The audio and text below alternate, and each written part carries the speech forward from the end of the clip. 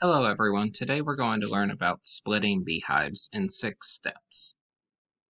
The purpose of this is to double the number of hives in an apiary, to prevent loss, as this is a natural behavior of bees. All beekeepers should be able to make splits to prevent loss and to increase their apiary size. Before we begin, let's talk about tools you will need. A protective bee suit, protective gloves, an all-purpose smoker, and a hive tool. Whenever you first get into a bee yard, you should go around and smoke all the hives to let them know that you'll be working in that area, and they will be less likely to sting, as angry honeybees can be quite dangerous.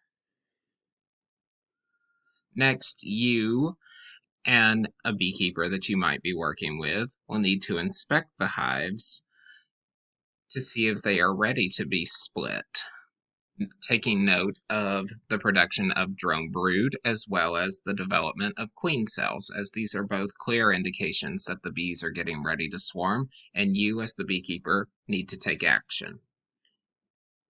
Next, you'll go about getting the frames that the bees and the nuke will need to survive and thrive. You will need 3 frames of brood, that's eggs and larvae and pupae, as well as 2 frames of nectar and pollen and honey, so that the bees have food. You'll place them in this small 5-frame nuke box, where you will place the 3 frames of brood, and 2 more frames will go in here that contain pollen, nectar, and honey. You will also need to have a new queen on hand to be placed into the old colony that is now queenless, because the old queen will be going into the 5-frame nuke so that she feels like she is swarmed. The new queen will come in a much smaller cage that has a wire mesh on the top to protect her from the new bees so that they don't sting and kill her, because they aren't used to her pheromones.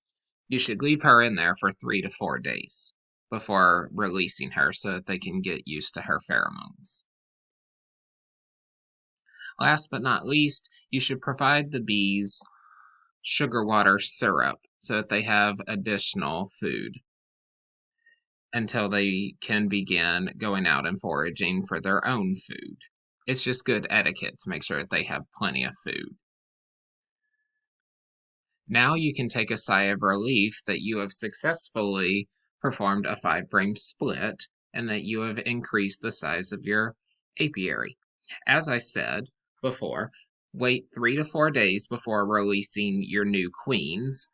And as for your 5-frame nukes, you should wait a week or 2 before checking on them, as not to disturb the bees, as they are in a very stressed out state and are easily provoked and much more likely to sting because of the decreased amount of colony and the decreased amount of resources. So give them some time to have some space and take in what has happened.